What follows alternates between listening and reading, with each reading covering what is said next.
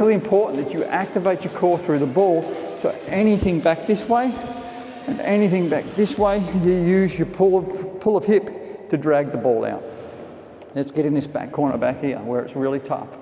So this one's a little bit different, and the reason is because I'm not allowed to pull back to the tee. If I pull back to the tee, my opponent's coming from the tee, I'm pulling straight back into my opponent. So what you do here is we go there and we pull back this way. So I've created this triangle movement virtually. So I'll come back from here, take a rising ball, take a ball which is on full reach, whatever it is, it doesn't matter. You'll come back here, there, bang, and then I'll resettle my back foot, which allows it. So I'll be hitting off one leg here, there, there, there, there. So you watch in mid-air, my leg, I'll do it up this way just so you can definitely see it in the camera. I come back this way, there, that will happen there, virtually, and it seems strange that you hit off one leg, but it's transition of your hips and body strength and core muscle activation that's going to do it. There, there, there, there, there. You're going to come off it really fast. They're aggressive and fast. And so it's one air. My back foot, I can guarantee you, it's off the ground. There, there, there. So it's like your lunge, your squash lunge. You don't lunge like this and then come back. You lunge like this and that comes in. That's exactly what it's doing. So if I want to go backwards, I'll push that back. There. This comes in, that back. That's how it works. All right, so that's this one here, there, there. So all I did is I've gone in, leg back. Yeah, so it's the same thing here, leg back. So it works really well. So the ball's there, back. And hit the camera again. It's about 2 for 2. All right, so it's pretty cool. It works really well. So what happens is we're going from here, we're going to pull back and we're going to pull our hip. So we go from here, back and pull our hip. And I didn't really get onto that one, but it still went straight, still went all right. There's no trouble at all. All right, so we pull out. No difference on the forehand. Here, we pull out when we hit. Here, out.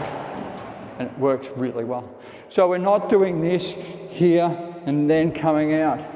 I just can't emphasize it enough.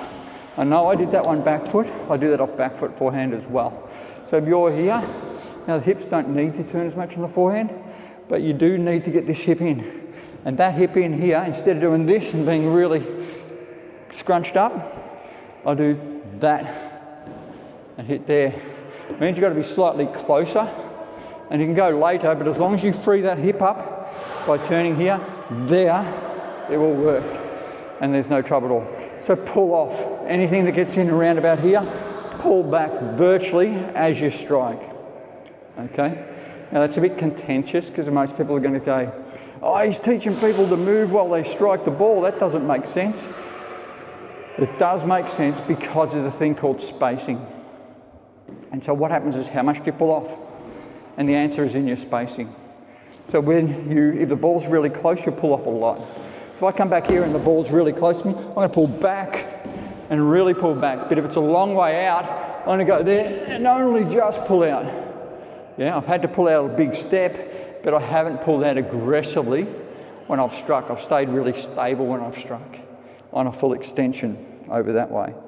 So that fixes up your front foot. So it fixes up what people mostly teach. People mostly teach that you'll come across this way because you get natural body preparation. The problem is it doesn't work with your body turn and rotation, but that will fix your body turn and rotation. The next problem you've got is if you're playing a ball here, you better get it right. Because if you get it wrong and it's half court and it jars out ever so slightly, even a little bit, and you're coming back this way and they're coming this way, that's stroke territory. So make sure that if you're coming across here in this mid-court, you either go short, yeah, which changes the line, changes their line from through you to there, so therefore you're not in the way. Or if it's there, then you get it there and you get it right down there and you pull back the tee so their line is this way, not through you.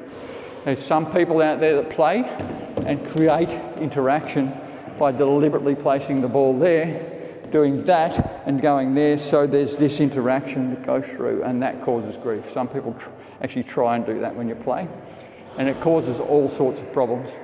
And so they like the combativeness of the squash, and you just don't need that.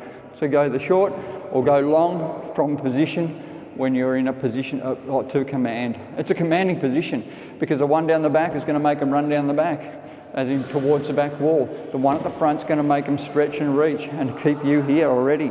So why would you play it to a situation where there's all this combat going on? So there you go. It's a big one. This is a seriously, seriously big thing. And this is why players, and they do it almost at least 2 out of 3 shots, virtually, all happen like this. Bang, and they'll hit. All these, bang, they'll all hit. They'll push and pull and move. They want flow in movement. They want to come off the ball naturally, not here. Now I've got to come off the ball. That's like two motions. It's doing the work to strike and the work to come off. It's all together. And it's fantastic.